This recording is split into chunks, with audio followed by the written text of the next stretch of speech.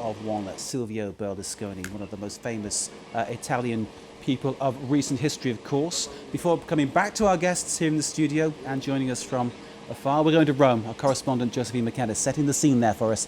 Over to you, Josephine. Well, Mark, as you've probably discussed tonight on the program, we're here at the Supreme Court. We're waiting for the final deliberations, in fact, the verdict from the 5 judges who've been in deliberations now for 7 hours, having to decide whether to uphold this tax fraud verdict. And it's going to be a very serious outcome for Mr Berlusconi. If they uphold the verdict, it'll be a 1-year jail term, probably served under house arrest or perhaps community service, but more significantly, a 5-year ban on holding political office. A crowd has started to gather here outside the court. Many of them are opposed to Berlusconi. They say he's a disgrace to Italy, and they want to see a guilty decision, a guilty verdict come through from these judges. Incidentally, the defence counsel, Franco Coppi, said yesterday that Mr Berlusconi was a victim of prejudice and there was absolutely no proof to justify this case, while the prosecution said he was the mastermind of this tax fraud scheme that took place in 2002 and 2003 while he was Prime Minister. Josephine, you mentioned there's a crowd outside there calling for Berlusconi to be found guilty. Of the people that you associate with, you talk to, you discuss this matter, what's the feeling about Berlusconi? Is there a kind of mix as we're getting here in the studio? Well, Mr Berlusconi is still a very divisive figure in Italy. In fact, on the other side of town, outside his luxurious villa, crowds are gathering to support Mr Berlusconi. He's inside his luxury villa, the Grazioli Palace, with his daughter, Marina Berlusconi, he's rumoured to be grooming as some kind of political successor in the future, whatever the outcome in this case. But it's a very divisive issue, and even though he's lost some support from many Italians over the years, it's worth remembering he won almost 1/3 of the vote with his party in the February elections, and he's still the linchpin in this very fragile government of Prime Minister Enrico Letta. Josephine McKenna in the sun there in Rome, looking splendid. Thank you very much for joining us and giving us that insight into what's happening there. Let's remind you then, Silvio Berlusconi, his trials and tribulations, the subject of our debate, our guests, just to bring them back into the fray now. Gregory Viscusi joins us, a journalist from Bloomberg News. Good to see you, sir.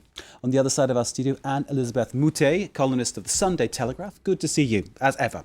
By Skype from Rome, we're joined by James Walston, Professor of International Relations at the American University of Rome. James, thank you for being with us. Specialising in the Italian politics of modern history, he said that Mussolini is probably the closest historical figure to Berlusconi in many ways, but different, James. I know you said that completely. And from London, from Tweetminster, a political social network, Alberto Nardelli joining us there. Alberto, I'll start with you, if you don't mind. In terms of what happens next in Italy, if Berlusconi is found guilty, where does Italy go from here? Well, I think if the sentence is upheld, there's 2 elements to it. So first is the jail term, which has already been reduced to 1 year. So the question there is if Berlusconi would have 30 days to decide if he wants to serve it under house arrest or if he wants to do community service. The second part of the sentence is much more interesting. So he will be banned from public office for 3 years, and there's 2 important elements there. The first is that it needs to be rubber stamped by the Senate, by a Senate committee. So it'll be very interesting to see how senators vote, especially on the centre-left, because centre-right senators will try to get the sentence blocked. And if centre-left senators vote to push Berlusconi out as a senator, that's the first area of risk for the government. The second element of interest is the fact that it's a 3-year sentence and no longer a 5-year sentence, which basically in practical terms means that if Letta's government serves the full term, he could run again at the next election. So Berlusconi could bounce back yet again. Alberto, thank you for the the moment. The key is what the centre-left does.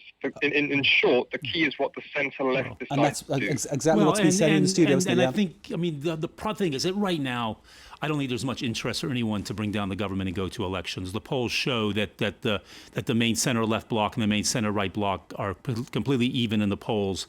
So they probably would end up with pretty much the same parliament they have now. So what's going to happen, though, if ever one of the two sides wants a good election, you're going to have a game of chicken where no one wants to be seen bringing down the government, because there would be a certain penalty at the polls for bringing down the government, because Letta on the whole is seen fairly well. I mean, you go to Italy right now, the mood is dreadful. The mood's really bad in Italy. But people don't really blame Letta. I think the general feeling is that he's honest, he's working hard, he's doing the best he can in a bad situation. So I think there would be a penalty at the polls for bringing him down. So, the center-right's argument for bringing the government down would be that Berlusconi's been condemned. We have to, we can't go on working like this. People in the center-left could say, well, we can't work with a party that's got a leader who's been condemned.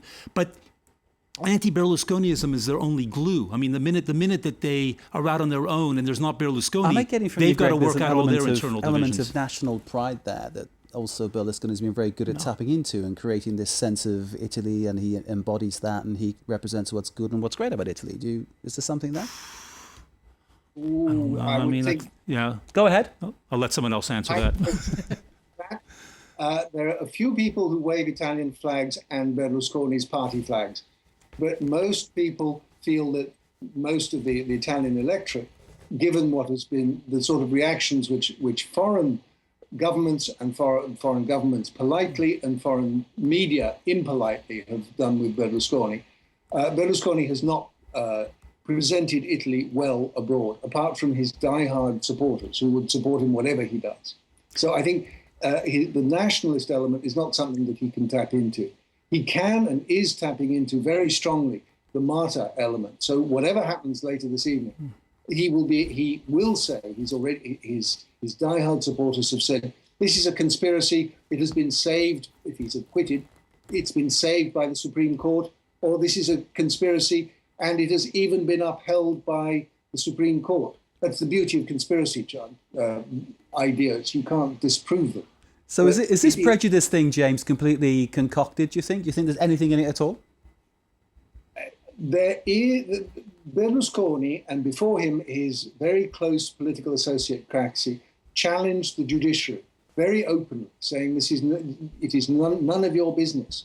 We are elected politicians and we shouldn't be on trial. And if you do try us, you will be using political trials.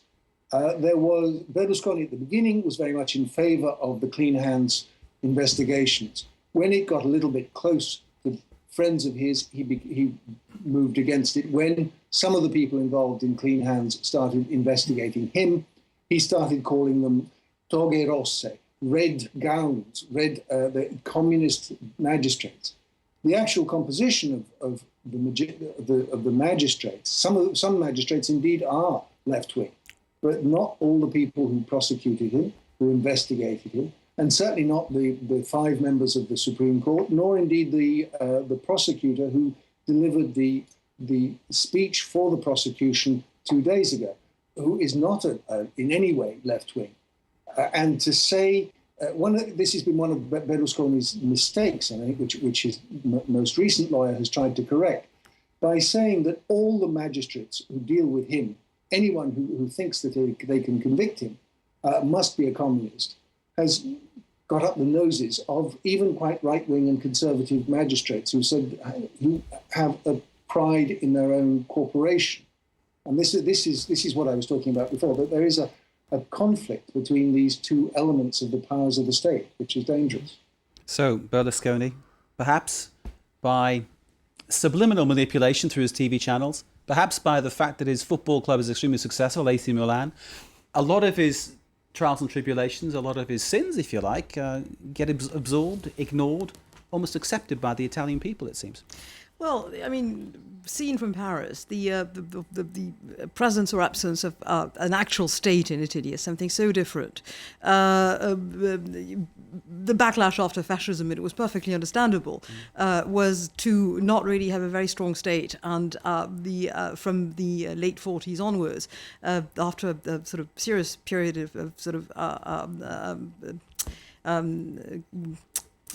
people sort of taking revenge for what happened under fascism. Then you had a country that was careening happily economically upwards with practically no state. This is a country, we have to remind ourselves that this is a country that was united in 1860, so basically yesterday in historic terms, with a huge, I mean, what's the real problem of Italy apart from the national debt, which is in the Eurozone crisis, which is less important than in other European countries because it is, in majority, it's held by Italian savers. So it's not in the hands of foreign bankers. But the real problem in Italy is the divide between North and South. And Berlusconi has certainly flirted with the Liga del Nord and Gianfranco Fini and others. But nobody has done anything that sort of would show any, none of the other parties have done anything that would solve it better. There hasn't been any kind of effect to the half-hearted attempts of doing enough infrastructure investment in the South that would pull the South to the North. There's the strong feeling. People talk about dishonesty, but we're talking about and corruption, but we're talking also about on a backdrop of a country which to the North is working like most of the rest of Western Europe, and to the South is basically much more corrupt and criminal and brutal than anything we name. So what we have is the superstructure over something that has not been changed, has not been reformed, has not been helped. So I would imagine that the Italians themselves sort of look at this and are very philosophical. This is not what's really important in Italy. So what's going on? The Berlusconi issue is not important. The southern issue and the mafia, that is important. But in amongst the chaos and the changes of government, because obviously Italy changes government more than most normal, stable, working, functioning European countries. Well, that's a bit exaggerated. Italy basically had one government from the end of the Second World War up until basically into the 1990s. They reshuffled, but it basically was a coalition of the Christian Democrats and the socialists. It's a bit exaggerated to think that they changed governments. I would say that Britain's had much wilder ideological swings in its government since the Second World War than Italy ever has. But you had regional power, and the regional powers on the hands very largely in lots of places were in the hands of the communists. So what you had is the alternative between two governments on the ground. It's, again, we're talking about a very different way of organising the country. I'm smiling because, I mean, if you could imagine Silvio Berlusconi as a British politician, he wouldn't have lasted 5 minutes. It's simple as that. It wouldn't have happened, would it? Yeah, who would we compare him to? I think we're struggling. James or Alberto, if you've got anything to add on that one, which British politician would you compare him to? It's impossible, isn't it? Are you looking forward to a glittering career by Boris Johnson, for instance? Well, Boris Johnson combined with Rupert Murdoch. You can't. There's no single figure. Ross Perot and Turner, 20 years ago, when Berlusconi came onto the field, there's no one who's a media king and a politician and one of the wealthiest men in the country. This is what makes Berlusconi. And owning a football club too. And owning a very successful football club as well. Absolutely. That is worth. People have tried to calculate how many votes that's worth, but it's worth quite a lot.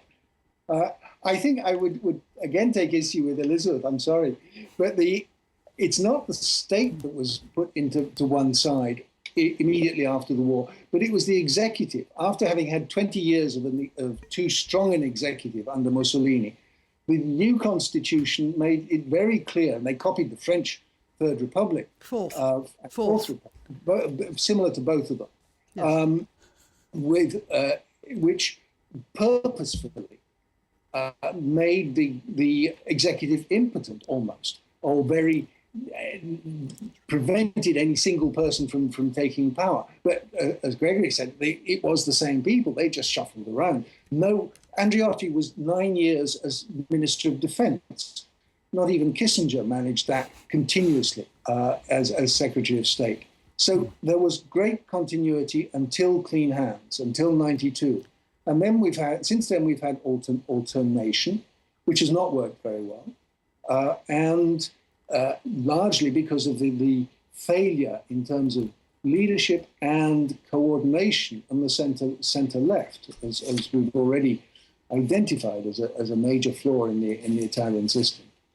No, but I would take issue with that, because there's also the question that at a time of reconstruction and with the help for 30 years of the Marshall Plan, you can look at very contrasted results in countries like France, for instance, which has a tradition of civil service that is impartial and fairly efficient. It's also very bureaucratic and other things. And you look at the state of of the Italian state, public services, infrastructure, etc. So I'm saying that there was also an absence of the state in itself. Well, the Italians built their highway system a lot before many years before the French Very did. true. You know, there are exceptions to We that. know exactly, actually under Caesar, but... I think, just to change subject a bit, I think one thing that just came to mind about we were asking, how on earth can anyone support Berlusconi?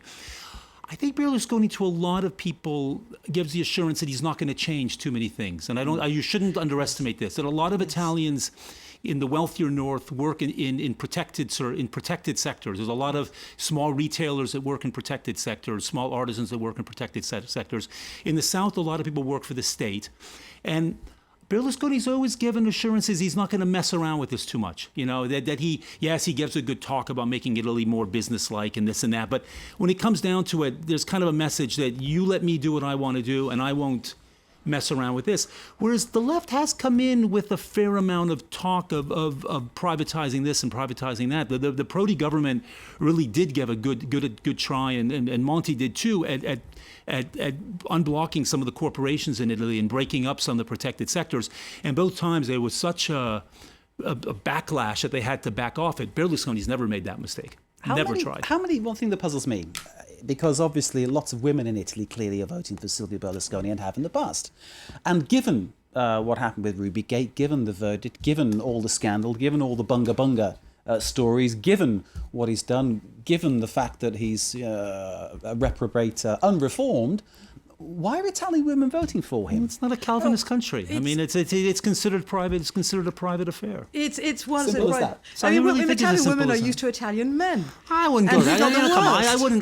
Without getting into that, I think there really is a sense that it's a private matter. That it's a private matter, and it doesn't have to do with important issues of the economy or this or that. Alberto, it's James, not a terribly any judgmental thoughts? country. Any thoughts? Go ahead, James. I think we can also look at. We should go back not just to when Berlusconi came onto the field in '94, but for the decade before, when he was running his television stations, and that, in a way, was preparing the ground for his move into politics. He was changing Italian way Italians thought of themselves. He was changing role models. Girls dancing around scantily dressed on television were things of the 80s, not before, when the RAI was much more strict than anything of the BBC ever had been. Yes, but worldwide. This is not. He didn't invent it. What you're not saying carefully is you're avoiding the word vulgarity. But that has been across television, broadcasters, public and private, thank God he did. worldwide. Do you remember how boring RAI used to be? I mean, if you guys watched RAI, It was good, actually. It was insufferably boring. RAI So I mean. Let's give Berlusconi some credit. I mean, he did sort of, on TV, he did bring Italy a bit more up to... Well, La Cinquième was a jolly good channel in France, and including their news. I'm old enough to remember when Berlusconi owned a channel in France, under François Mitterrand, I might add. And it was quite remarkable. I mean, it had all those game shows and all those things that now absolutely everybody has. But also it has some fantastic and very reactive and very energetic and very, very good news teams. And the journalists like Guillaume Durand, who have been, all and about in other places. But they were very reactive and they were a breath of fresh air from the talking heads that we had on the state channels. And I would imagine that the Italian channels were like that as well. So we got then Berlusconi, a mixture of Rupert Murdoch, a mixture of, let's say, Roman Abramovich, because he owns a football club, and possibly Frank Sinatra too, because he can sing apparently. Not that well. A universal man, it seems. Let's bring in Alberto, because we've been neglecting you for a little bit, so I'm sorry about that. Alberto joining us by phone. That's Alberto Nardelli of Tweetminster. Give us some more perspectives on Berlusconi and more things that maybe your people there are saying about him.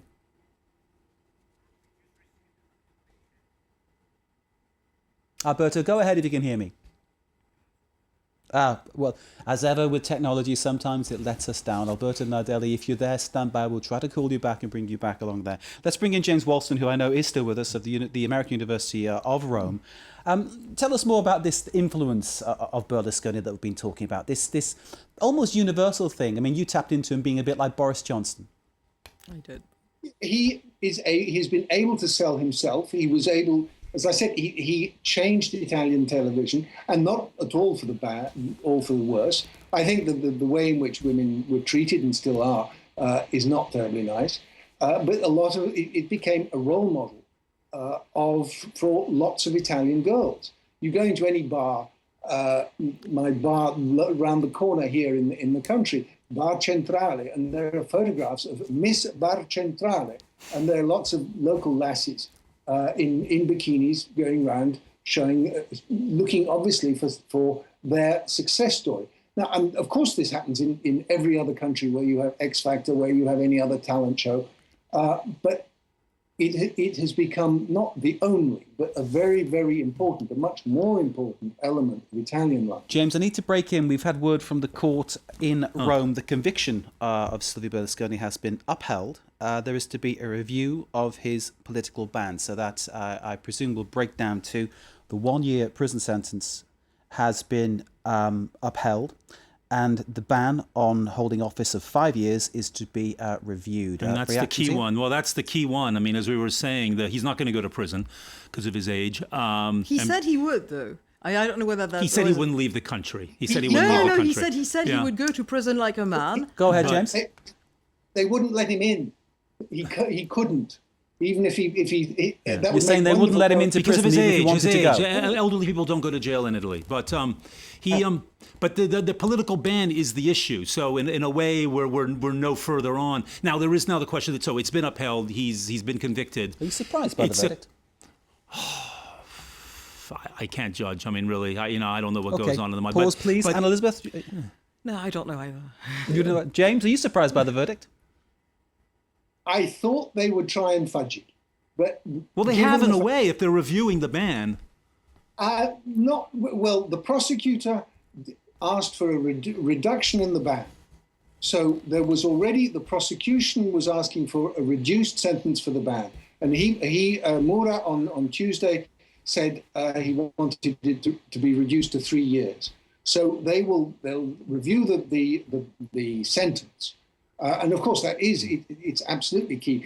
It's not only that. Of course, now we will have, even if it's only 1 year ban, there will still be the fight in the Senate as to whether that ban is actually applied, because nothing in Italy is simple. I'm getting that picture. Loud and clear. Let me bring in, whilst we're just laughing that one off, let me bring in Alberto Nardelli, who's... I'm told now been reconnected with us. Alberto, I hope you're there. Yep. Give us your reaction then, just to confirm the conviction has been upheld and the political ban is to be reviewed. Your reaction to that? I think the second bit is the key bit, because obviously he can't go to jail, and the risk with the review, it depends how long it takes, because obviously there's the risk of the statute of limitations. And do you feel any surprise at this verdict?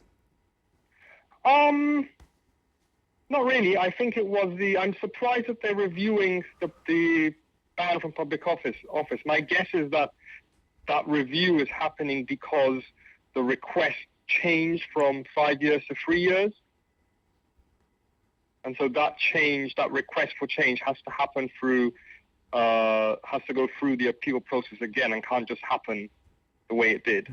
So what we're Because seeing... we need to remember that the Supreme Court doesn't judge on the content of the case. The Supreme Court judges on the process. These images we're seeing on screen now, Alberto, are of the verdict actually being handed down at the court there in Rome, where Josephine McKenna spoke to us a few moments ago. Well, I think now... What's interesting is, I think, if you forgive me, what's interesting, I think, is what happens to the other cases, because clearly the Rubygate case is on appeal as well, isn't it? And that carries a much bigger sentence. Yeah, but it doesn't carry a ban from political office. I don't believe, which as we've all said is the issue here. I think now it's just going to be a very interesting, and it's impossible to make any prediction. I'm reading banned forever again holding public office. Oh, okay. Well, then he's got that one coming. But I think now we're going to have the battle. You're going to have the battle within each party. That his PDL party, they're going to be people in there furious about this because he's the man they love, the leader. There's other people within that party who want to move on. They'd like to see Berlusconi go. They want to move on to the future. So there's going to be a battle between them as to whether they take revenge over this. And then within the Democrat Party, there are people in there who've never supported the fact that they're in an alliance with Berlusconi. They've never been able to digest that. They'll probably be pushing forward and then to break the alliance. Or others who are more realist. So you're going to have this game of chicken within each party. You're going to have a game of chicken between the parties. And poor Letta is just going to do his best to ride above it. We are running out of time, but I'm going to pretend I can't hear my producer and just tell James and Alberto to join in if you need to, if you have something to say. Don't wait for me to ask you. Anna Elizabeth, I'll turn to you and just get your feelings about this situation then. Sort of what happens next for Berlusconi, for Italy? What happens next, to a large extent, is what happened before, which is complete uncertainty. Meanwhile, sort of rumbles of economic crisis still going on because the economy and the debt of Italy is still held by Italians, but still it is a real problem. Who has the courage in such an unstable situation to make the cuts and the reforms that need to be made? Honestly, I have no idea. Alberto, can you illuminate us any further? I think basically the situation from a very practical political perspective won't change that much, in the sense that even if he is given, house arrest, if he remains as a senator, in between inverted commas, he can still go to work. And when the centre-right needs to make important political decisions, he will still be the one making those decisions from home or not from home. I think in terms of the politics, it's important to wait for the review and the timing of that review and for the battle that will follow in terms of banning him from public office. I think in all the sentences, that is the key bit. A good analogy is his football team. He technically is not the president of AC Milan. He can't be the president of AC Milan, but he makes all the decisions, decides the players that they buy and sell. And unless he's banned from public office, he will still be able to politically make the big decisions. A game of two halves, and Berlusconi always seems to win. Let's go to James Walson for a final word from Rome. Where did you see this going next, James? Well, he is still the leader of the centre-right, and he is the centre-right, whether it's called the PDL or whether it's called Forza Italia, which he wants to restart in September. And whether he is barred from public office or whether he's in jail or house arrest or whatever, he will still be there. But I think there's the major difference now from the last 5 minutes, which has changed, is that the leader of the centre-right in Italy is a convicted criminal. And that does make a difference, even if he doesn't go to jail, even if he is not practically barred from public office. James Walson, I'm afraid I need to cut you off there. We are out of time, I'm afraid. Thank you very much, Sir James Walson from the American University of Rome. Our thanks to Alberto Nardelli joining us by phone of Tweetminster. Alberto, they're based in London. Thank you, sir.